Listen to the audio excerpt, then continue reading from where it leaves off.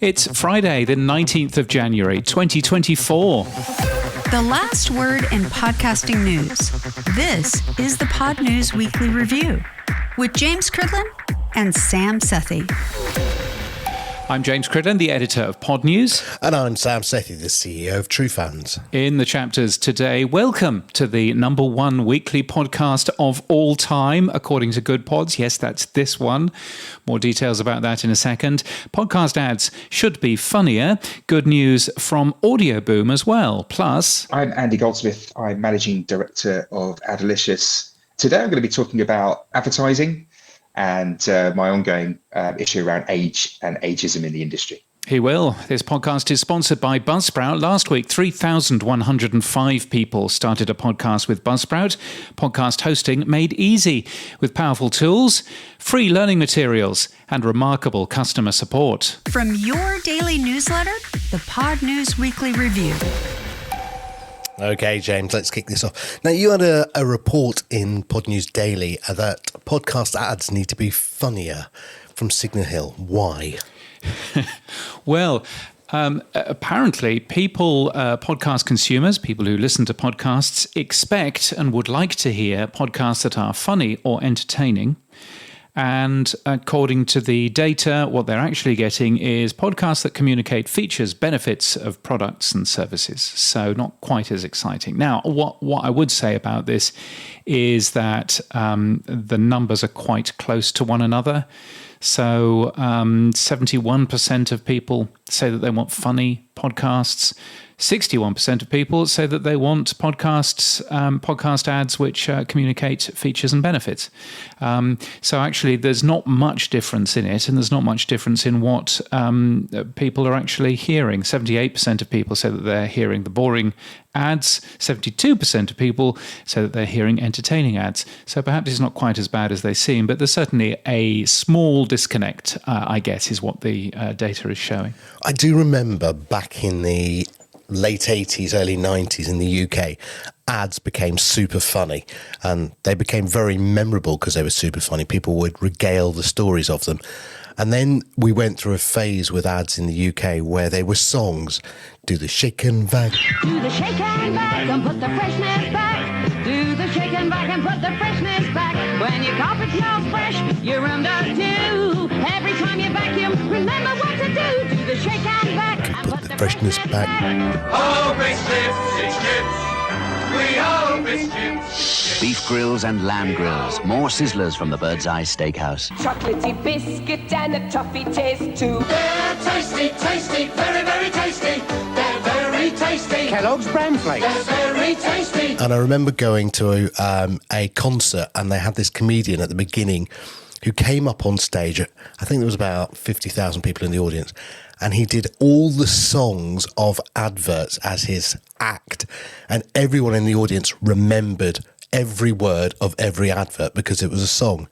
And I just wonder, maybe that's what we need to do. Maybe instead of making them funny, make them songs. I don't know. Maybe that's the way forward. There was a thing, so when I used to write radio commercials, one of the big advertisers was Cold Seal, and Cold Seal had these awful jingles. Cold Seal windows, we're the best. 22, 1, 5. They were a double glazing company, and they had these awful songs that used to run over and over and over again. And so, of course, all of the advertisers said, "Oh, I'd like a song like Cold Seal, please." Cold Seal windows are the best you can buy. So call 22, 1, 5. And it was not it was not easy and not fun. I suppose when you have an ad that stands out, then all of a sudden you remember that. I mean, similarly, there was an ad which was a very futuristic ad, I seem to remember, for a product called Ready Brek, which was a porridge, warm porridge breakfast cereal. Ready Brek, with lashings of hot milk to soak up those natural oats, malt and vitamins. All goodness and nothing wasted. Loved it in the day, yes. Yes, and it was central heating for kids. Central heating for kids. And there was one kid that had his Ready Brek in the morning, and he was nice and warm, and it showed this sort of red glow. Nuclear glow around them, yes. Yeah, made him look radioactive. But again, I think it's just a different, a different take. And perhaps what people are really asking for is ads that are a little bit different, perhaps. That's what, one might guess. Well, talking of funnier things, here's a funny thing, James. It turns out that Pod News Weekly Review, this podcast, is the number one weekly podcast of all time. Yes. Excellent. Where's the 200 million? Come on, Joe Rogan, move over. Well, yes. So this is data from Good Pods, and who am I to doubt the data from Good Pods? It is worked out. It's the best weekly podcasts worked out from millions of podcasts available on the Good Pods platform and ranked by listens, ratings, comments, subscriptions, and shares. And the number one spot is this very podcast. So I'm just waiting for, Spotify to get in touch, obviously, because I'm imagining that they'll be buying us. Yep, exclusively on Spotify only. Yes, well, I think an exclusive video on Spotify. Not at this time of the morning. You don't want one of those. Exactly. No, exactly. Yes, Gaming with the Bros cast is number 2. The Night Post is number 3, and number 4, the Modern Art Notes podcast. And you might be asking to yourself, I've never heard of any of those shows. And that's probably the point. So thank you, Good Pods. I've always thought that these figures were slightly dubious, but obviously now that we're number one, I will never doubt them again. Yes, that's it. Was it also because you question their AI descriptions? Maybe they're just giving you a little leg up as a thank you. I'm sure they're completely above board with these analytics, and yes, and I'm sure that they're all. Yes, absolutely, all fine and dandy. It's like when you win an award. If you don't win an award, then the award's rigged, and it's just pay to play and blah blah blah. And as soon as you win an award, it's excellent. Yes. The future. They can see. Well done, judges. You are very futuristic in your thinking. Yes. I mean, it would be interesting, wouldn't it, just to have a look at how many listens this show has had on the Good Pods platform, just to work out. How many listens is needed to be number one forever? Would you like to know that figure? Well, I've got one hand and I've got another hand. Do I need any more hands? You've overexcited your hands, okay. according to OP3. Yes. Do you know how many downloads we had in Good Pods? 4 during December of last year. Now we're the number one best weekly podcast of all time, according to Good Pods. How many downloads do we get on Good Pods 4 in the whole month of December? 4. I'm sticking with 4. No higher, no lower. 4. 1. Okay, excellent. So there you go. Brilliant. Well, thank you for that. Let's move on. Yes. Now let's move on with some good news. Audio Boom. Yes, Audio Boom.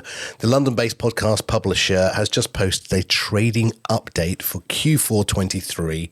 Its revenues were at $19 million, up 37% quarter on quarter and up 5% on the year. Downloads for the quarter were also only down a small amount, 0.75%, in spite of the Apple apocalypse of the auto download changes. James, it all sounds amazing. Well done, Audio Boom. But is it really? Well, it kind of all does sound amazing. I have been saying for quite some time that there is a difference between the US and the UK in terms of the podcast market. And clearly they are at different points in their evolution. But this seems to be pretty good news. It's the highest revenue since quarter 2 22. They're still not making a profit, I should say, but nevertheless, it seems to be quite splendid in terms of the numbers. I was most interested at that total downloads number because for the quarter, we have seen a lot of people who've been posting, 15% down, 20% down. In this particular case, downloads for the quarter are only down 0.75%, which is virtually nothing. So I think that there's probably is some good news there. Yes, Stuart Last, the CEO of Audio Boom, said the business is returning to growth mode, which is great, and it's true. He also said that there was a sharp increase in the number of ad slots we created per episode, with a subsequent 1 billion ad impressions being made available for sale to our customers in October. So I sort of had a look around, and when you look at the share price chart, it goes back to, let's say, March 2023. The share price was somewhere around the 550, 600 mark. It's currently, and it went all the way down quite significantly by October 2023 to below 150.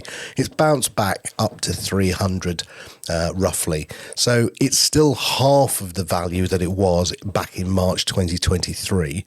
But what made it even more scary is when I looked further back to January 2022 and the share price was at 2,250. It's 10x less than January 2022. They really did have what I'd call a black run ski drop in terms of their share price. So it's good to see them returning. I do say that 2023 now should be just renamed the podcast apocalypse and the big reset, because it seems like everyone's had a problem. Or the podcast winter, as Adam and Dave are calling it, which I do quite like. And I think you're right to highlight the number of ads which they are selling into shows has gone up. They post a thing called the equivalent CPM. So that's their average revenue per 1,000 downloads. And that is up 59%. On quarter 3 23, so up from $37 to $58. So that it can't just be done by yield management, by working out how much money you have, how much money you're going to charge for an ad. It is also just purely the amount of ads that you cram into a show. And I wonder necessarily whether or not that means that there's going to be, even more ads in shows in the future. Have they passed the radio 15-minute ads per hour? They haven't, but one thing that they do say is Audio Boom now creates more than 8 advertising slots per episode download. Now that doesn't necessarily mean that they fill them. But and in fact, I had somebody asking to advertise in this very show, and they said, we want to buy a pre-roll, a 30-second pre-roll. And I said, well, I don't want to sell you a 30-second pre-roll. So it was as simple as that. So I'm kind of quite... James? Well, they never got that far. Oh, okay. But I'm kind of keen to, just sort of tread a little bit carefully on that. So 8 potential slots. Whether or not they've actually filled those is a different question. They don't necessarily say that. But I think, I think that's certainly interesting to have a look at. Well, just to give it, not a total kick in the teeth. I mean, Audio Boom's platform were downloaded 1.5 billion times across 150 countries across the world. Over 300 million people listen to an Audio Boom podcast. And the popularity of Audio Boom podcasts, that it was the 5th biggest podcast publisher in the US. So, look, overall, I think, as I said, it's had a downhill ski slope in terms of its share price, but it is growing. And I think 2024 will be a year of growth. So there you go. Yeah, and the share price, of course, is worked out by idiots in the stock market who don't understand anything. So Now, talking of advertising, you caught up with a company called Adelicious, didn't you, James? Yes, I did. So they're quite similar, actually, to Audio Boom in many ways. I caught up with the managing director, Andy Goldsmith. He thinks we're targeting young people too much. And he also thinks that podcast hosting companies should get with the program regarding certification with the IAB. In a nutshell, we are a hosting and monetization network. The best known hosting and monetization business is Acast.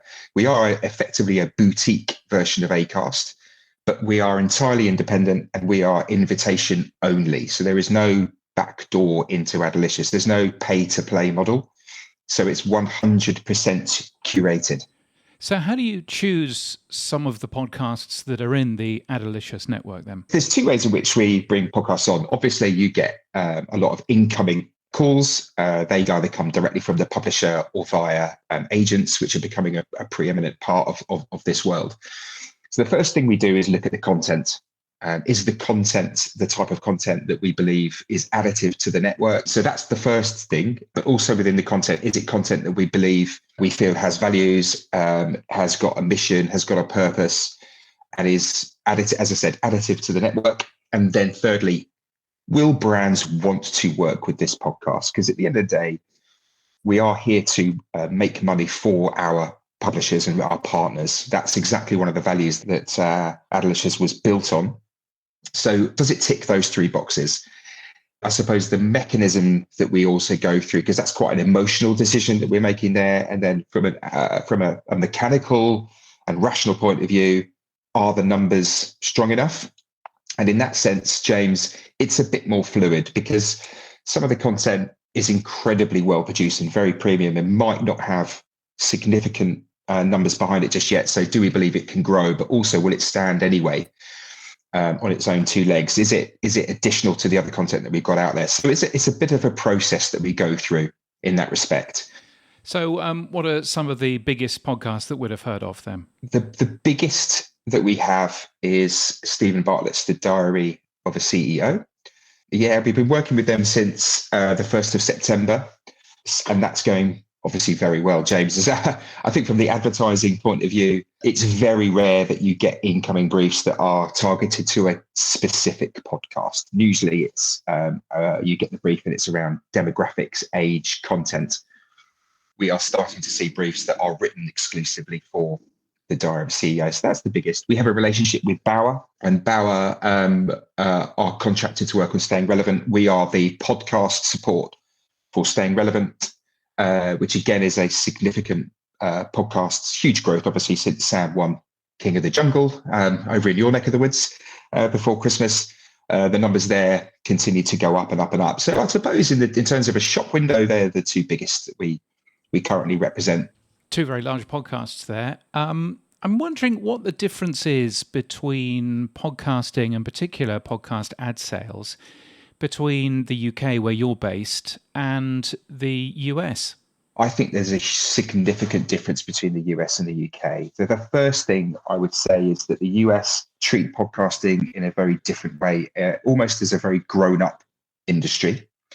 We already know that it is a $2 billion industry over there, but the recent research that was published, I think, in the autumn, that tried to reflect the spend in podcasts on a listen basis versus the UK. The US is 4 times bigger than the UK on a like-for-like basis. That cannot be ignored.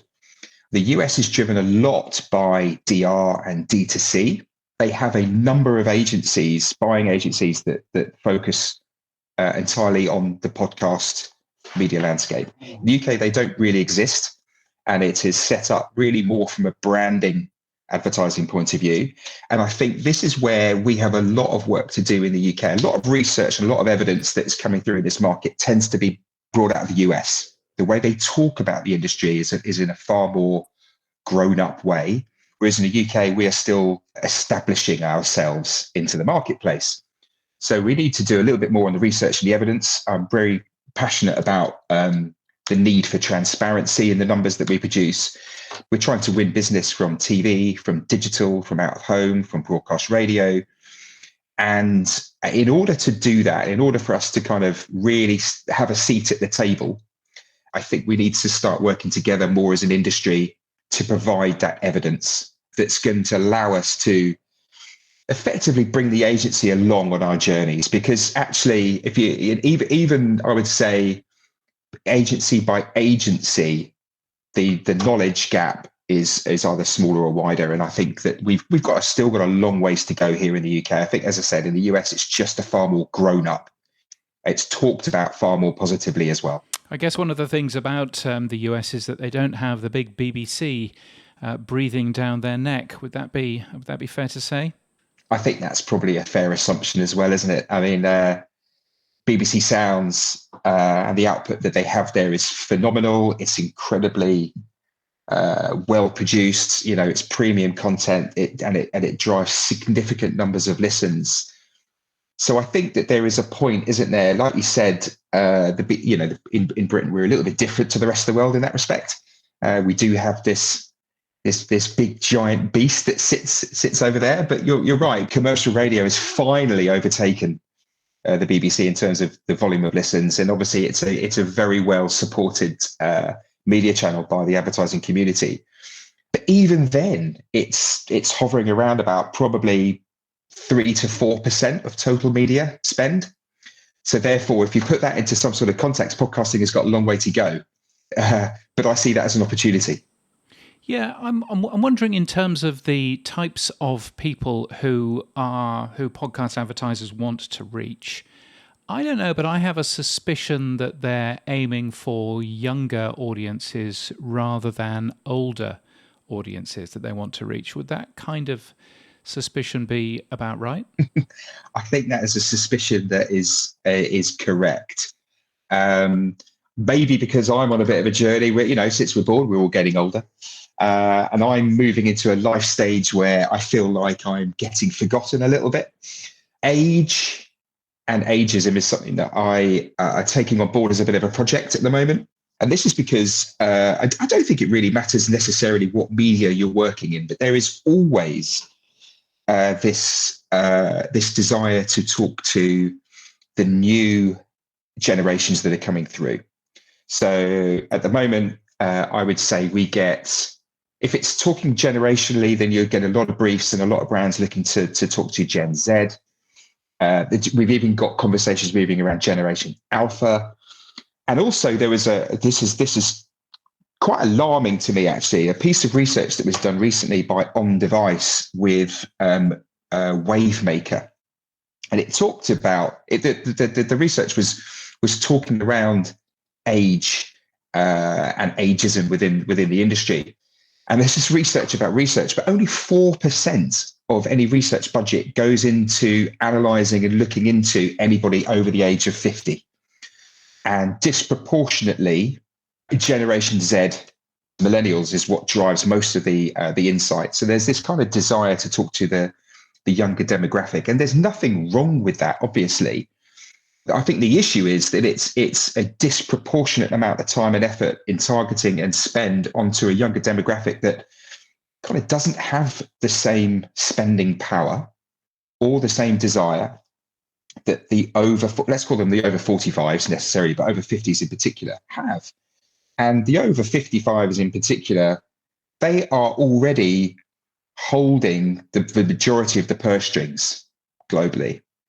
And that's only going to get bigger as the population gets older. So when we're talking to brands, there is always it's either Gen Z, millennial, or 25 to 34 is the predominant type of targeting that we see. Yeah, there's a radio station that I listen to occasionally here, and it's an oldies radio station. And whenever you hear the advert breaks, it's things like retirement homes, or it's pest control, or it's even funeral. Oh my God! Funeral, engagements. Oh my God! It's just quite something else, and it just really That's annoys me. It. It's almost lazy. Oh, I'm insulted for you that they now feel like you're not interested in music or going out or buying cars or any kind of consumable goods. I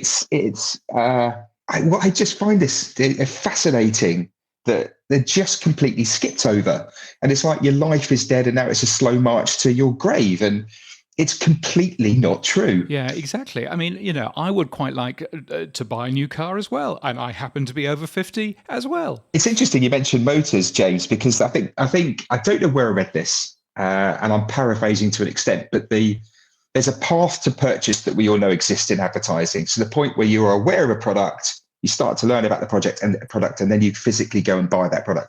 And I think the longest path to purchase is a Porsche. So your desire is built up as a very young person, pre 10 years old, and you start to fall in love with the brand. And then the average age of the Porsche buyer, I don't know, let's say they're 60. And it's the longest path to purchase that you've got. So let's not forget that. That's really interesting. Really interesting. I mean, we were talking on this podcast last week about time to buy something, and advertising cigarettes because you're buying a packet of cigarettes every single day. And I hadn't even considered that if you're looking for a brand new car, your path to purchase might be decades, mightn't it? Decades. Yeah, absolutely. I mean, a Mars bar, a can of Coke, like you say, a pack of cigarettes. It could be minutes, could be hours, could be a day. That's really interesting. Really interesting. Now, last week I covered something around the IAB, and I was talking about quite a lot of companies who haven't bothered to get their new certification for the IAB, and they haven't bothered to keep that certification up to date. I think it's 80% of companies are actually out of date with the IAB at the moment. And I'm wondering whether that says that the IAB isn't necessarily relevant anymore. And I'm wondering what you think. I think it would be remiss of me to say that they're not important, because they fundamentally are to the future of Adelicious, to the future of the monetization side of this business. Because podcasting is now, I would say it's no longer niche, it's arrived, okay? But the spend behind them doesn't support that at this stage. I've already mentioned, haven't I, earlier, that the research that was done in the autumn of last year that talked about the spend in the US market versus the UK, and we are about 4 times behind the pace. And I think a lot of that comes down to a misunderstanding or a lot of mistrust, I would say, in the metrics that we have in the market. Or maybe it's not necessarily the metrics, James, but it might be the standardization of those metrics, because we've got different businesses using slightly different language or putting slightly different numbers into the marketplace. And I believe that once we can get over this, we will start to see agencies sit up and take podcasting as a media channel a bit more seriously versus other media. We're in a big brief stage at the moment with a leading high street bank. And the question they have got is around data and proof and efficacy at the planning stage. The data is getting better. We host on Megaphone. My general understanding and belief is that Megaphone provides as good, if not the best, data that we can get in the marketplace at this stage. But we're constantly having to reassess the data and the proof and efficacy that we've got, almost on a brief by brief basis. If we can come together and provide uniform system of measuring the performance of podcast and the numbers that we are producing, then I think that we can step forward. My issue with those businesses that maybe are falling behind a little bit on the latest standards on IAB, where it becomes an issue is definitely on the programmatic and automated spot buy market. There are huge buying desks in the UK, well, globally, Xaxis, for instance, that demand, quite rightly, that the people that they work with are delivering the highest standards of metrics and efficacy and proof. And I think that that's where there's potentially going to be an issue. The other issue that I think I have heard rumours of is that the IAB might be updating that certification process on an annual basis. And obviously that takes, to get this certification takes a lot of time. There's a lot of input that's required from these platforms to get there. And I think making it an annual change, again, is something that needs to be discussed, because it's a worry on that automated and the spot buy basis.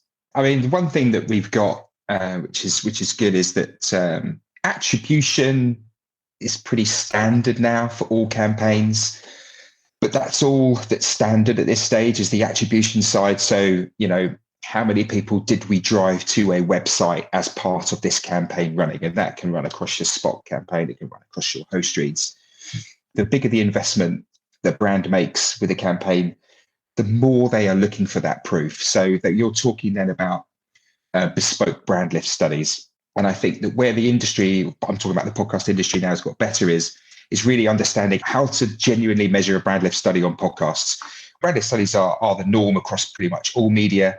We're running, I think, 3 studies as part of the campaign we've got with Uber at the moment. And that's significantly more investment, that costs multiple thousands of pounds to get those brand lift studies off the ground. But that is an investment that I think is necessary. The more case studies, the more use studies that we've got going into the marketplace across multiple categories and verticals, the better. And I think that IAB is doing a good job creating a portal where agencies, brands, and we can publish our studies in a portal there at the IAB. So we're starting to build a bit more of a body of evidence. Some of the brand lift studies we found amazing results, significant results on the performance of the advertising, which shouldn't be surprising because we all know great attention, great engagement, but it's the proof. It's the proof that we need. So I'm quite pleased to say we're updating our website, which has taken a long time, James. Adelicious.fm. We turned 3 in August, so we're approaching 3.5 years old. So we're out of our terrible 2s, which is a nice place to be. Find us at adelicious.fm. Talk to me. I'm Andrew at adelicious.fm. We'd love to hear from anybody and everybody. I'm also really keen to talk to my peers in the industry.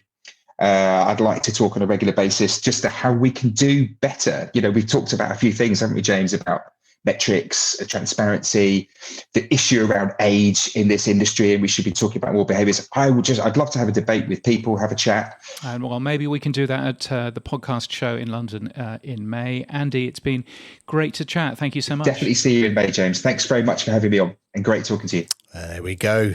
Andy Goldsmith from Adelicious. Right, that's enough of the good news, James. What? Yes, sadly. Back to the bad news.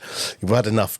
Yeah, one good news story per week. That's all we're allowed. Now, the big reset of 2023 is over. It seems that Semaphore wrote the incredible shrinking podcast industry. They said that advertising deals were inked under the assumption that shows had audiences they no longer have, and that they're going to struggle to meet the minimum downloads. So they're very angry, those podcast publishers. Are they going to sue? Well, no, I don't think they're going to sue, and I am not entirely.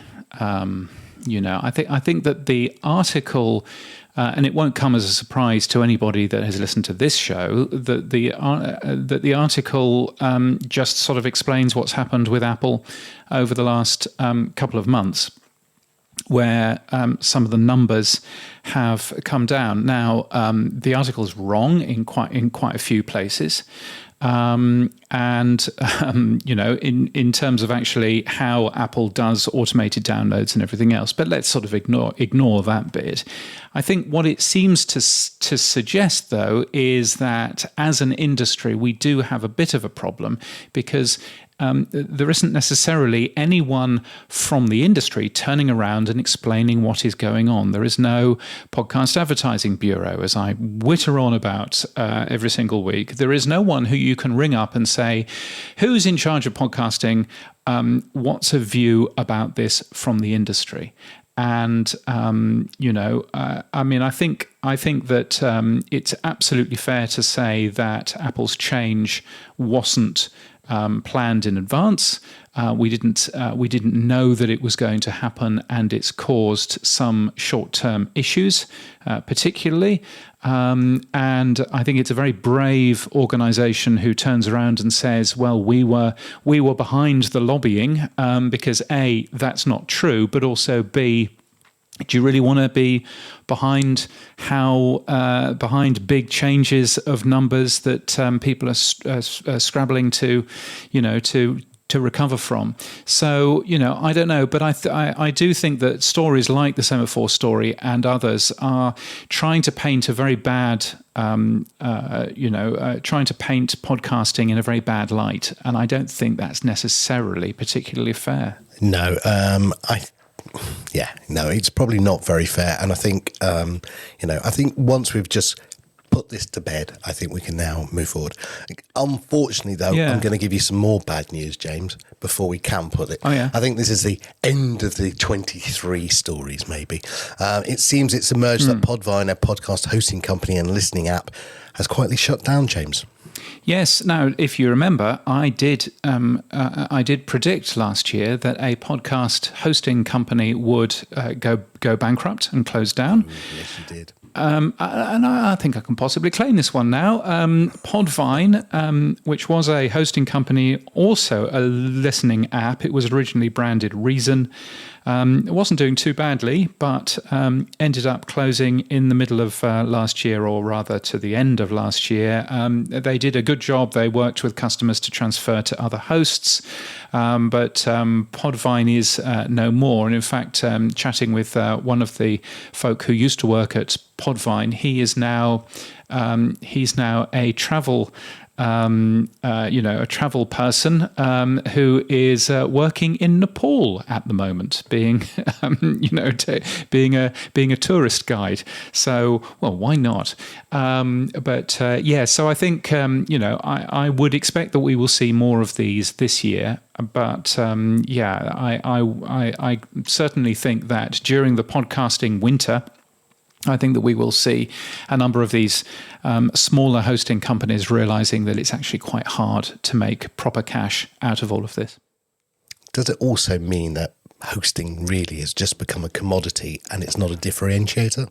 Well, I think particularly if Spotify for podcasters is doing such a good job as it clearly is, I think it does really lead quite a lot of people to say, why should I be paying more to host elsewhere? Now, there are good reasons to pay more to host elsewhere. We're obviously sponsored by Buzzsprout. Buzzsprout is a paid-for hosting service, but Buzzsprout offers you lots of additional things, including, podcasting 2.0 tags, transcripts, all kinds of other, helpful things, and the co-host AI and all of that kind of stuff. So there is reason, but unless you are particularly educated on those reasons, you could well see a lot of podcasters going, well, I'll just use Spotify because it's free. And so I think it's much harder now to be a podcast hosting company and to be earning money, out of that, particularly harder if you're a brand new podcast hosting company. I don't know whether you heard, Sam, Barry Laubrecht from what's that company called? Podhome. Podhome, yes, absolutely. On the Podcasting 2.0 show, I think it was last week, and Adam and Dave are there talking to him and going, well, how can you afford to do all of this unlimited? And Barry explaining that, he has a deal with such and such, and it was a really I really felt for Barry because both Adam and Dave both turned around and said, oh yeah, we used to have one of those, and then they rang us up and they said that they can't afford to keep us going, and that'll happen to you. And Barry was there kind of, you could almost see his little face falling as he suddenly realized, oh, there might be a problem here. Yeah. So I'm sure that there's going to be more of that. And I mean, clearly, we hear every so often in the new media show how much Todd Cochran's bandwidth bills are. And mine are relatively high as well. So I think we just need to be just bear in mind that podcast hosting is actually a relatively expensive thing. Yeah, I have to say Podvine wasn't the company I thought you were going to mention that failed this year. So, yes. No. I think the lawyers didn't have that one on the list either. Yeah, exactly. Now, moving on. Formerly Podinbox, now called Fanlist, has dropped its paid plans and made all former Podinbox Pro features free. The company says it will take 7% as a cut from monetization features, but no longer charges monthly fees. Is this because people just don't want to pay for podcasting, James? I don't know. So, I mean, what this basically was is this was a service which allows your fans to leave messages, to leave voice messages on there, to give you tips and donations and stuff like that, to join newsletters, all of that kind of thing. I think it's interesting that they firstly changed their name to get rid of the pod. So it's Fanlist. Smart idea. Wow. You would say that.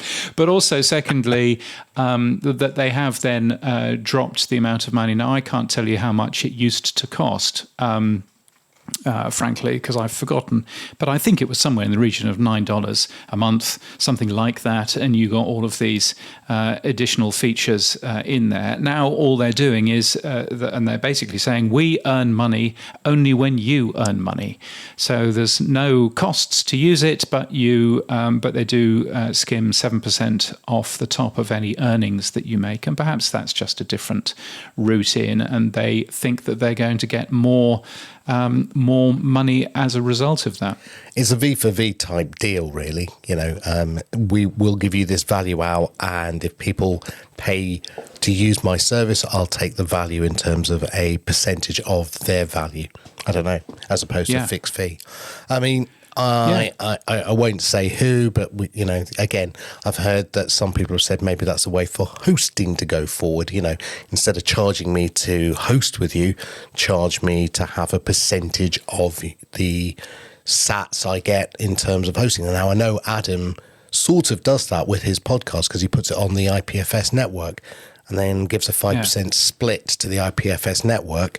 So in effect, the listener is paying for Adam's hosting as opposed to Adam paying for his hosting. Yeah, to a degree. Yeah, absolutely. Absolutely. Yeah, I mean, I think that there's definitely something in companies such as this, basically pay as you go. So if somebody is earning $100,000 a month from this service, then this company deserves to earn more than just a $9 monthly subscription. And similarly, if a company isn't earning an awful lot, then that's a little bit different. It gets difficult, I think, when you then start looking at costs of customer support, because essentially those very small organizations and companies and podcasters who aren't making an awful lot of money are the ones that will be your big drag on customer support. So perhaps that's something that this company needs to think about. But I think certainly, one of the very enticing things about the value for value model is pay what you think it's worth, not pay this particular price. And I think it's, I'm for the podprotect.email product that I'm just sort of, playing around with. The plan for that is going to be pay what you think it's worth. If you think it's worth $2 a year, then pay $2 a year. But if you think it's worth, $20 a month, then I will happily take that too. And I think that's quite an interesting model. Of course, streaming sats and stuff like that isn't quite there yet in terms of the mass market, he says, slight under-exaggeration. So perhaps that's going to be one of the things that needs to happen prior to a podcast company, doing exactly that, I guess. Moving along then, YouTube, if you're playing the buzzword bingo, now's your time to drink. YouTube has taken its RSS ingest tool out of beta. Feels very painful. Tell me more, James. So this was the RSS ingest tool that they started to show us. Well, we heard about it in May. They started to actually roll it out properly to normal human beings in October. That rollout has now completed, so it's now available in 98 countries. And if you want to, you can go to YouTube, studio.youtube.com. You can tell it where your RSS feed is, and it will take your RSS audio, make a copy of it, put it onto the YouTube platform, and make money, which at some point they might share with you. So that's basically how that bit works. But everybody's got very excited. I have to say, when I saw the story that YouTube had rolled it out, I thought, well, they rolled it out in October, really, for most of us. So it's not really a story. And then I realized that it probably was a story and I should be talking about it. So I was a little bit late. Having said that, YouTube Music itself hasn't got a particularly high score in terms of a podcast player. 95 Google is saying that it's missing too many podcast basics to be a decent podcast player, particularly mark episodes as played, which it still doesn't have. I mean, yes, you can fix it by hitting play and then scrubbing right to the end, but that's not really much benefit there. It doesn't support chapters in the way that you and I do chapters, and it doesn't support new episode notifications, not quite yet. 95 Google is a little bit grumpy. I would add it doesn't do skip silence and volume boost. I do hear that both of those are coming though, but that's quite handy. And I would like the way of getting rid of an episode from the new episodes view. I've gone back to Pocket Casts, obviously. My dallying around with different apps. But yes, YouTube is very exciting and on the way, and everybody's talking about it, except there's nothing really new there over the last 3 months or so. Oh, well, I'm sure these features are all coming, or maybe not. Now, around the world, HSBC UK has renewed its sponsorship with the newsagents for a further year. The podcast has now surpassed 69 million downloads. I mean, the newsagents the UK is probably number one, along with the rest is Group, but that seems very impressive. Yeah, it seems very impressive, and they apparently have been sponsoring the newsagents for the last year. And what I find fascinating is that I listen to the newsagents quite a lot, and I've not once heard a promo for HSBC, which I think goes to show that that geo-targeting is always a good plan. I just get an ad-free version, seemingly. So that's always good. But yes, many congratulations to Global and to... Or maybe, James, they just not made it funny. It's not remembered. No, trust me, it's not. HSBC is, of course, a big bank. If you're listening to us in America and you've got no idea who they are, a big bank, the Hang Seng Bank, and they're based in Hong Kong, in fact. Netflix, it turns out that they have released 130 fewer shows. It's a drop of 16% year on year. So it wasn't just podcasting releasing fewer shows. Netflix also released fewer shows. Apparently, it's a new strategy from the streamer. But they would say that, wouldn't they? Nothing to do with the writer's strike, then. Yes. Well, yeah, exactly.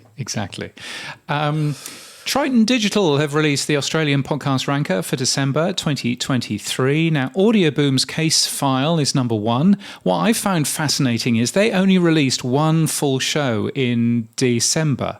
Literally one show, one episode. So I went to have a look at the data and I thought, how could they possibly be number one? And it's number one in terms of listen numbers. It's not number one in terms of downloads. So when you do number one in terms of downloads, it's the ABC's Conversations, which is a podcast that comes out every weekday, except it doesn't come out every weekday in December because we were all on holiday. It only released 7 shows, but nevertheless, that's number one by total downloads, and that's very high. I think the main thing there is that total downloads for the top 10 publishers fell by a fifth, fell by 22% month on month. We've seen lots of drops of downloads in all of these rankers across the world. It's not just Apple Podcasts. There is something else going on, but no one wants to talk about the something else going on. And I find that a little bit weird. I mean, yes, December is the start of the Australian summer holidays. Obviously, there's Christmas in there as well. But I think there's something going on in terms of downloads, but nobody really wants to talk about it. Sorry, I just can't get my head around December as the start of the Aussie summer holidays. I know. And let me tell you, it's been raining pretty well non-stop for the last 3 weeks here, and the garden loves this. And so I have a garden which is full of weeds and incredibly fast-growing plants. I'm just there going, I wish the rain would stop. Can you stop it? Because I'm coming there soon. So stop it now, please. I do not want to come to a rainy Australia. Thanks. Now, a little bit more bad news, I'm afraid, to give you, James. It seems that Audible has laid off over 100 employees, around 5% of its workforce, and Twitch has laid off 500 employees. It says Google might lay off 1,000 employees. I think, again, as I'm trying to get to the point, it is the end of the podcast winter. I think we can stick these numbers into 2023, even though they're just coming out now. Hopefully it's the end of all this bad news and we can see, like Audio Boom, maybe a green shoots of growth for 24. Well, here's hoping. Let's move on to events, and the iHeart Podcast Awards have been announced that they will be held this year at South by Southwest in Austin on March the 11th. You'll be able to watch that as a live stream all over again. Pushkin Industries, the boss of that, Malcolm Gladwell, he is going to be awarded the 2024 Audio Vanguard Award at On Air Fest, which is happening, I think, from memory, at the end of February in Brooklyn in New York. And the 2024 Hall of Fame inductees have all been announced, and they will be induced next week. Is that right? If you're in an induction ceremony? I don't think so. That sounds like rehypnol. That's what you do. No, I don't think you could use the word induced. They will be inducted. That's it. There you go. Yes. Next week at Podfest in Orlando, the 8 inductees are Adam Carolla, Erin Mankey, Daniel J. Lewis, Doug Kay, Jesse Thorne, Laurie Sims, Maria Hinojosa, and Michael Butler. Laurie Sims, if you don't know, used to be the CEO of Libsyn, and the Podcast Hall of Fame is sponsored by Libsyn. These two are, I'm sure, completely separated. But that's happening at Podfest in Orlando. It's going to be a good event. Congratulations to those who have been. There's someone missing though, James. I'm looking really hard. Can't see him. No. Where are you? Oh, you're looking for Sam Sethi in there, are you? No, not me. I'm never going to get on that bloody list. Never. I'm going to have to be about 108 before I get on that list. But no, where are you? Moving on then. Let's go to events. Let's go to events. Yes. So Podfest, of course, happening in Orlando, January the 24th to the 25th. I am heading to Orlando, but not until May. So that'll confuse things, won't it? The Podcast Advertising Summit, what's this? Well, I was just having a look around at events, and those people over at PodPod are doing an event in London on the 25th of January.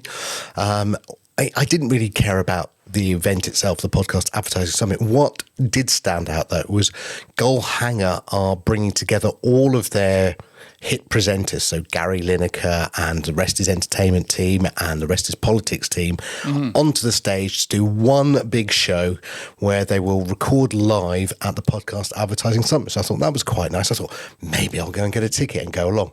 Not until I saw that the tickets are £450 a ticket, and I thought, no, I won't be going along. So there you go.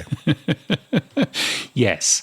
It's a Haymarket event. It's really aimed at the campaign magazine readers. So 450 quid is probably absolutely fair enough. That is a thing called Spotify Presents The Rest Is Live. Gary Lineker, Marina Hyde, Steph McGovern and Alistair Campbell. It's a Rest Is crossover episode. Gosh, there's a thing. I wonder if it's going to be recorded and made available in some way, shape or form. I would hope it is, because that does look quite good. Yeah. I think I would definitely go for that rather than, James Wallace, the marketing lead of business banking for NatWest, talking about the future of podcast advertising. I'm not sure. Wow. Victoria Handley, the brand communications lead from Lloyd's Banking Group. I think we can guess who this is being aimed at.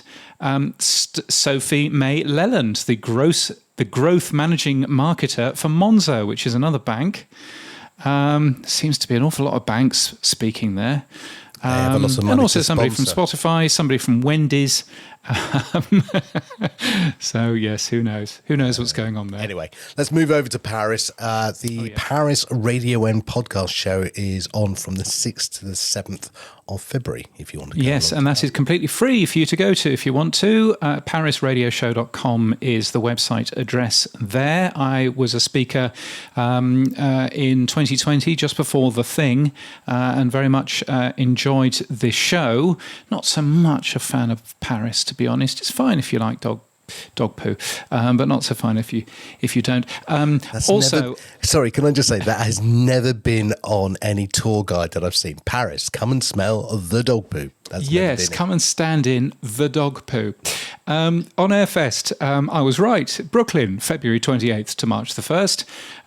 Also, Podcast Movement Evolutions in LA, which is where I'm speaking between the 26th and the 29th of March. I have just booked my hotel for that, and I have taken a leaf out of your book, Sam, and not booked the actual hotel. Wow. I'm down the street because I wanted to save myself $400. So I'm literally down the street. There is a cheap hotel directly opposite now as well. So quite a lot of much cheaper hotels if you don't want to stay in the JW Marriott. But it's all absolutely good. Very much looking forward to that. It's going to be a good event and worthwhile going to. And you're coming to that as well, aren't you? I am indeed. And can I say my hotel cost is $0 this year? $0. Absolutely zilch. It's perfect. No, I'm not. Is that because you're staying with somebody on? I'm not sharing with you. No. Damn, nearly got that idea out the door. Yeah. No, I'm not taking a tent either to live under one of the bridges. No, no. My cousin, who's got a penthouse apartment, literally, he says, next door to the event, and he's got a hot tub. So yeah, I'm staying with him instead. Much nicer. Wow. Well, and again, I'm not sharing the hot tub. So we're both there and hopefully doing this show there as well, which should be good. And the podcast show in London is back on in May. You can come there where we will both be there as well. And I have literally just been booking my hotel there as well. So there we are. Quick question. Which was pricier, London or LA? Oh, well, LA much more pricier than London. Actually, but that's only because some of the hotel is being paid for by somebody else, so that's okay. And the days where I am paying for the hotel, I am staying in a cheap airport hotel, which is next to London Heathrow, because I am a cheapskate. Wow, that's a journey. Yeah, well, it's not too far, and those are on the days when the podcast show isn't actually on. But I was there going, do I spend 3 times the amount to stay in central London when actually it's just going to be a day of work for me? I'm just going to be in the hotel room working, or do I just go for a cheap hotel somewhere? So I've gone for the cheap hotel somewhere. Excellent. More drinks on you then. Brilliant. Yes. Anyway, there are more events, both paid for and free at Pod News. You can find out more at podnews.net/events. The tech stuff on the Pod News Weekly Review. Yes, it's the stuff you'll find every Monday in the Pod News newsletter. Here's where we do all of the tech talk. Strap yourself in. Vodio, who are they, Sam, and why should I care? Well, and for those questions, I have no answers for you. But the thing they have done, it seems, it's the French podcast platform which has partnered with Albi to enable value-for-value streaming micropayments. So, bienvenue, Vodio, or welcome to the party. Mais oui, bien sûr. Also, Castopod, talking about French podcast companies. Castopod has added the Castopod Index, which is a listing of shows hosted on the platform to aid discovery. There's download analytics supplied by OP3 on there and a bunch of other data in there as well, which is quite nice. It's always good to see podcast hosting companies doing something to help people find new podcasts. That's always a good thing. Now, this next segment was going to be a rant. It's been downgraded to a really tut. Which, if anyone knows, that's the British version of a rant. It's not. Yeah. Now, look, John Spurlock is a lovely man, very smart, and we don't know how he runs and makes no money off OP3, but he does, so well done. And I don't have an issue. OP3 is a great way of measuring a sample of downloads and saying to people, right, based on this sample, this is what I can interpret as the trend in the industry. And that's great. And hosting companies don't care because it's only a sample, blah, blah, blah. John has now decided to enable a new service called Listen Time Metrics for selected shows, including Pod News Daily. It uses value-for-value streaming stats feature. And so, yes, I thought, great, okay, let's go and have a look at that, because I'm a big advocate of listen time and percent content completed and value paid as the metrics we should be using in podcasting and not downloads.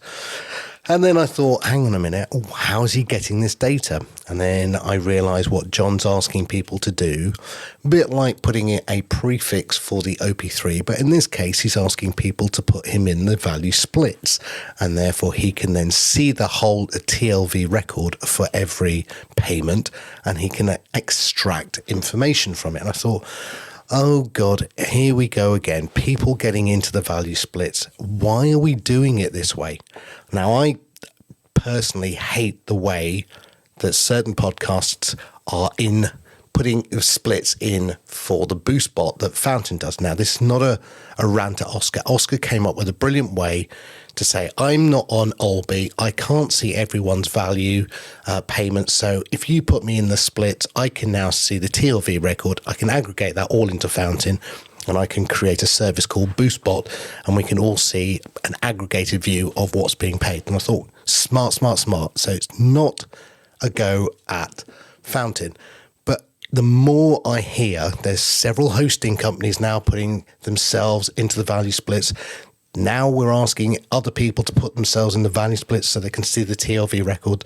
Why don't we do something better? Because this is a bad hack as far as I'm concerned, and it starts off being a hack. And the other part of this is, if people are putting Fountain into the value splits so that Fountain can see everyone, why can't we put it into Podverse, add Podverse to the splits, or Podcast Guru or TrueFans, so the other apps can see what Fountain's payments are? But no, we can only put Fountain's payments in.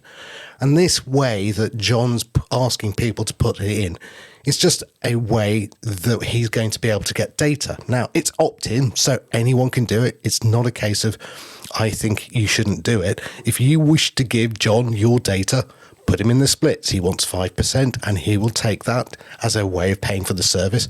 And he then gives out a report, I guess, on what he sees as the listen time as an extracted sample from the industry.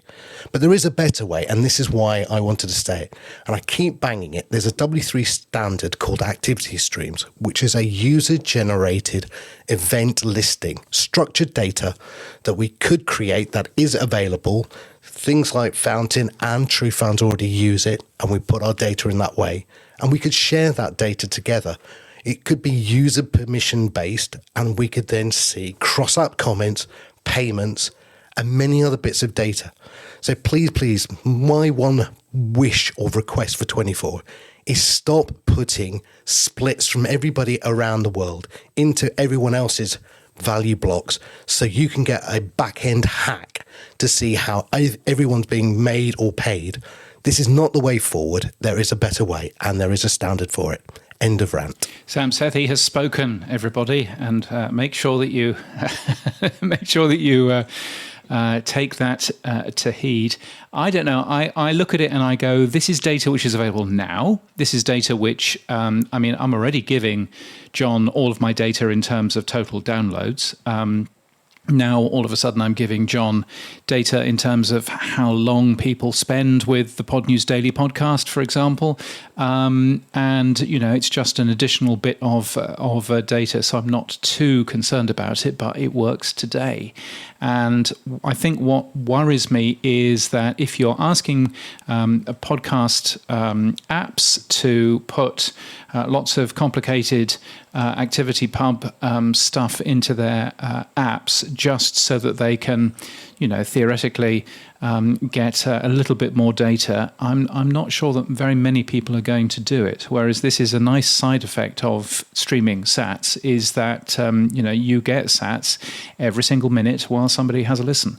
So I can kind of see it on both sides. But for the record, the Pod News Daily, 100% of listeners listen to at least a quarter of it, you would hope.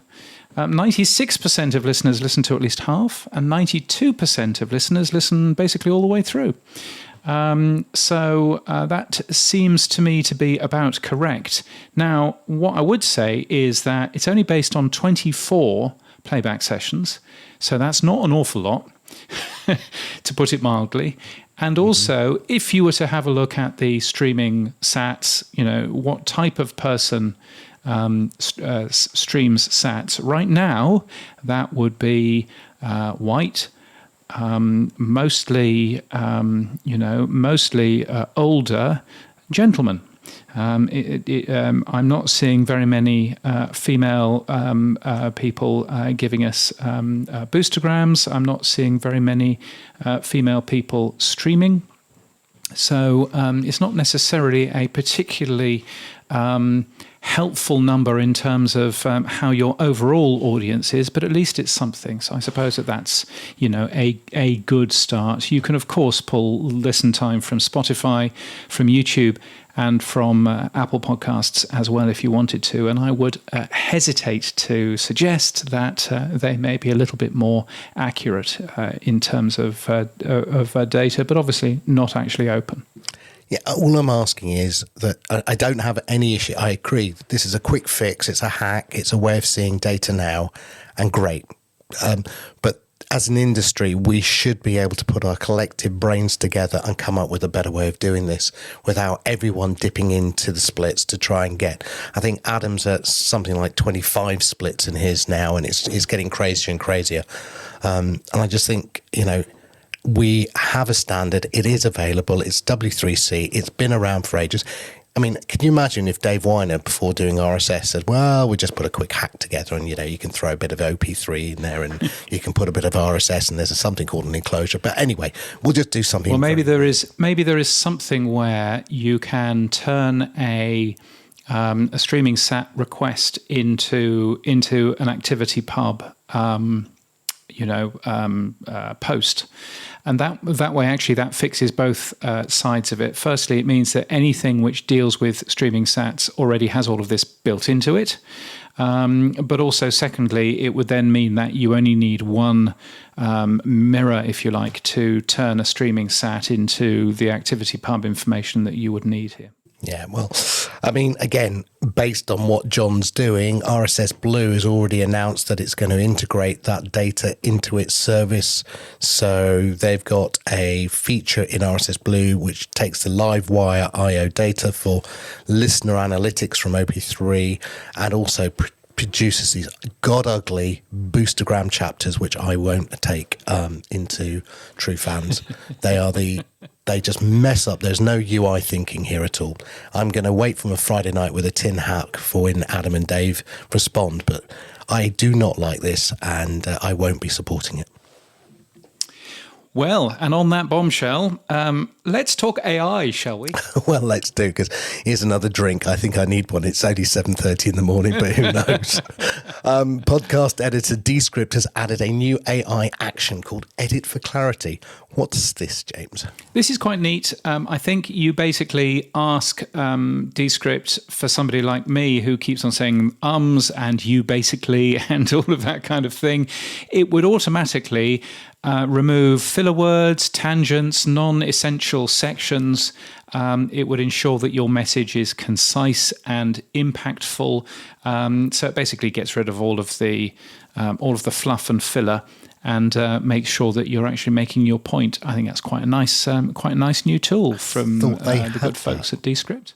I think it's just a renaming. I mean, maybe it's better versioning, but getting rid of ums and ers is one thing. But if you're telling a story and then all of a sudden you go off on a tangent for 5 minutes about something else, and then you come back to the story, this would get rid of that stuff. So take all of my OP3 rant out, would it? Well, excellent. I mean, it wouldn't take that out because obviously I'm not going to take that out. I mean, would it take out a story that we covered earlier on about Magellan AI and an attention-based measurement company called Adelaide, which weirdly nobody has heard?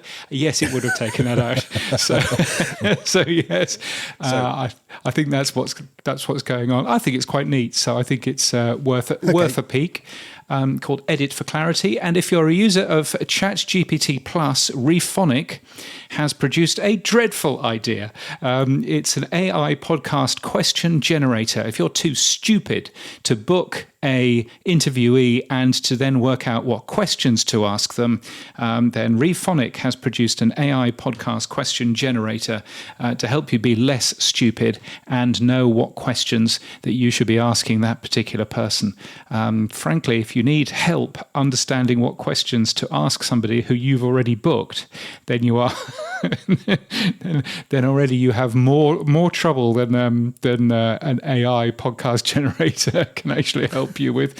But still, there we are. It's a nice plan, and I actually thought it was quite a nice, clever thing from Rephonic, because what they're actually doing is that they have a long blog post all about how to ask people questions, what questions you should be asking, and then they've made people link to it by also adding an AI question generator. I think that's quite a neat little plan, so I quite like that. Boostagram Corner on the Pod News Weekly Review. Oh, yes, it's our favourite time of the week, Sam, isn't it? It would be. It used to be. I can't find them anymore. Please, Olby, put a filter in. Hurry up. Well, there you go. Well, you should be using Helipad on your Umbrel, perhaps, as almost nobody is. Yes. Let's get on with it. Lone Yank. Hello, Lone Yank. 555 sats. So thank you for that. And all you've written is V for V. That's fine. That's fine. It worked. Yeah, is that a thing which is that a thing a bit like Go podcasting that there's a jingle for? I guess it must be. If you've got the jingle, Lone Yanks, send it through. Adam Curry, 5,000 sats, boosting for the big knob. I'm not sure if that's you or me, James, but Yes, I can explain that because he boosted the Pod News Daily, and the Pod News Daily, we have no way of reading out boosts, so it's going to go in here, whether or not he likes it or not. I was talking about Hindenburg Pro, which is our title sponsor at the moment, and they have a big knob, which is a really easy, simple to use compressor, and I managed to get, because I've written all of the taglines for this month, I managed to get "Come and have a play with our big knob." I can see why you're no longer writing ads and commercials. It's a paid for thing. No, I was a fan of it. So 5,000 sats from Adam Curry. He likes that, which is funny because he was on the Podcasting 2.0 show last week, saying that he presses the stop button as soon as he hears me going into the ad read for Hindenburg Pro, but thankfully he didn't on this particular occasion, so that was good, and always good to be able to forward that to the client as well, to end up with doing that. Nathan has sent us a ton of individual boosts, hasn't he? Yeah, Nathan Gathright. We were talking about the new content link tag extension proposal. He says it only really works if lots of people are using it. I'm hoping it has a value even if very few podcasts use it. At the very least, giving podcasters a way to override incorrect links across services like Podlink and Podnews. For platforms like Linkfire that make you enter those manually, they could start auto-populating some of the links. So yeah, I mean, again. Yes, I think that the content link tag has a lot going for it. It's seemingly a lot of argument in the GitHub at the moment, because various people have decided it's not for them, and so therefore they don't think that it should be going through. It's already a standard. We're already using it for the remote item, live stuff. So frankly, it should be in use in other places as well. So keep on fighting the good fight, Nathan. I can see why people don't want it. So come to my app, and here's a link to go to another app. Not really a big seller for me to include it, really, is it? Yes, exactly. Completely useless for you. Very useful for services like Podlink, or for me, for Podnews, or for other services where you want to be able to guarantee that the link you are going to send somebody to actually works. So that's, I think, a good thing, and a good promotion for some of those apps. One of the things I wanted to do is to add a recommended thing to it, so that I could actually say, I recommend that you listen to this show in TrueFans, or in Fountain, or whatever it might be, so that I can actually do that. So if somebody is writing about my podcast, they can see where I would rather people go to have a listen to it, although that is a little bit more complex than that. He was also asking, why would I want to follow a podcast on Mastodon? And one of the things that Nathan says is, if a user authorizes their Fediverse account within TrueFans, you could post their comments to the Fediverse for cross-app comments. And in fact, participating apps could support cross-app following by syncing your followed shows to your Fediverse account. Well, that's quite neat because, yes, of course, I can see what podcasts you are following on Mastodon.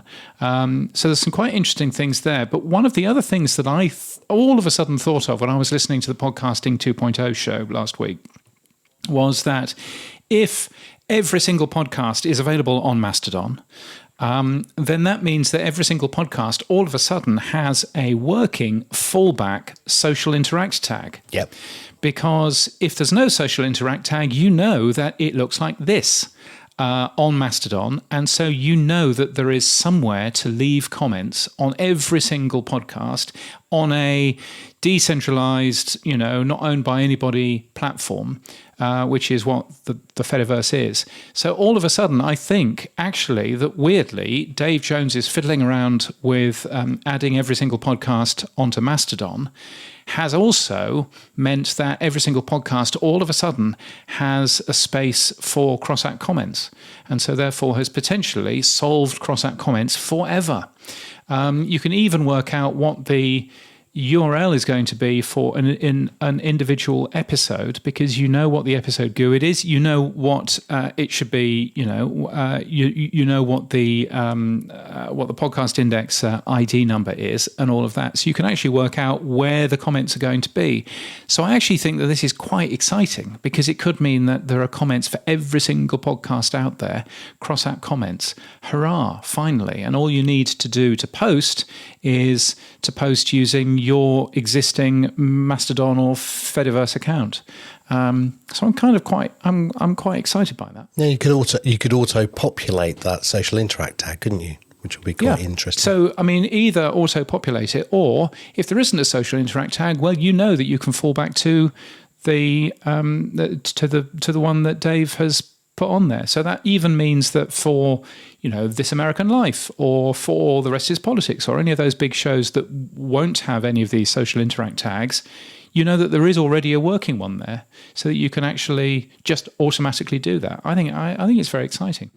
It goes back to my comment earlier, which is if you created a podcast events tag and aggregated, so this is just taking one of the event types, which is basically saying here's where the comments are going to be, or here's where this podcast is. I think when we start to look at using Activity Pub as like Mastodon as a place for aggregating content, then you could have an activity stream element, a verb, populating that activity comment or populating that activity Mastodon account. Okay. I'm sure you could, but I think one of the exciting things about this is that this works now. I agree. And you can add additional benefits to it. But I'm very excited about the fact that there is a fallback for every single podcast which is out there. Now, I happen to publish a social interact tag in the Pod News Daily, so that it goes on my own Mastodon server, and that way I have a little bit more control, and that's absolutely fine. But I think, if there isn't one there, then now we've got one which we can use. So I'm quite excited by that. Yeah, I agree. I think this actually, in hindsight, could be a really cool way. Okay. Nathan, finally, Nathan also says, and thank you for the 1,000 sats, talking about the IAB certification and those people that haven't bothered to recertify to the brand new version. I said that you couldn't continue being compliant if you were only compliant to an old standard. And he said, well, they're not IAB certified, but there's nothing stopping them from saying that they're compliant with version 2, even if that is outdated. And yes, that's absolutely right. They can say that they're compliant, but I don't think that they should be allowed to put a certified badge on their website, because they're not certified anymore. And that's kind of all that I was saying there, really. And one final boost, 1,024 sats, so that's a kilobyte sat, I believe, from Castamatic. No name, and the message just says, love you. So thanks, Mum, for that. It's very kind. Also, thank you to those who are, I'm going to call them our super sat streamers, who are giving us more than 1,000 sats per minute as they listen. We can see you. Dave Jackson, Brian Ensminger, Adam Curry, Buzzsprouts, Kevin Finn, and Dave Jones. That's super kind of you. Thank you very much. And we should be talking about our super sat streamers even more. There you go, Adam. Super sat streamers. You can have that one on me. And if you get value from what we do, the Pod News Weekly Review is separate from Pod News. Sam and I share everything from it. We really appreciate your support so we can continue making this show and so that Sam can afford his flight over to LA. You can become a power supporter at weekly.podnews.net, or you can support us with sats by hitting the boost button in your podcast app. And if you don't have one, try TrueFans. It's very good, so I'm told. TrueFans.fm. So what's happened for you this week, Sam? Well, first of all, a podcast host, a podcast app, and a musician walk into a coffee bar. Yes, I met up with Dovi Das from RSS Blue and Joe Martin, which was very nice. We just had a coffee together, the three of us, and we're putting the world to rights around podcasting. Excellent. Yes, it was very good. In fact, it was really good because Dovi Das and I were talking about the publisher feeds and what needs to be tweaked to make them work from a host's perspective and from a app perspective. And it's also this verification element within that publisher feed. So that was really cool. Joe Martin was there talking very much about why he's on Wavelate, but why would he go to RSS Blue and blah, blah, blah, and what's working, what's not working, and, you know, as an artist, what he needs to make it work. So, yeah, it was great. We were just putting a lot of different things on the table and just talking about all the different challenges we've got for 24. So, yeah, it's very good fun. Excellent. Well, that sounds very good. Thank you very much to you. TrueFans has partnered with Pod News to integrate RSS feeds into our new publisher pages, which worked instantly. So thank you very much for that. That Hooray. worked very nice. All right, you see, that's open standards for you. Yes. Which is always a good thing. One of the things that I need to do, which is now on my actual list here, is to link to TrueFans from Pod News podcast pages. I need to find the information that you have sent me somewhere in some form, shape or other, nice. So I can actually find the API. Thank you. And then we'll get that in there as well. Yeah, and the next thing we're doing, again, with open standards, is using a blog client. So in the publisher pages, you'll be able to not only read the news about that publisher, see all the latest episodes from their slate, but also they will be able to blog using RSS with value for value. So it's a blog client with value for value. So there we go. And last bits, we've been focusing on what I call in and out week. I bet you have. Yes. Bits I hate. So onboarding is the bane of my life, but I realised we'd cocked it up quite badly, actually. So apologies to everyone who was joining. We've totally reviewed and refactored that, and that's been pushed out actually today. We've created a new traffic light system in our podcast database because, again, we're just trying to make sure that every podcast we have is up to date. And we will release next week an open sourced RSS 2.0 validator that anyone can use. It's not going to be just for true fans. And we're just going to make that available to everyone. So you can take your RSS feed, you can search for it against the podcast index, and it will tell you what's working, what's not working, what tags you've got, and anyone can use that. So yeah, that'll be available for everyone. Very good. Now, moving on, James, what's happened for you this week? Well, tomorrow I'm going all the way to Sydney. I've got a day in Sydney working for the ABC, the Australian Broadcasting Corporation, in a place called Parramatta, which I've never been to before, and that might be fun. So there we are.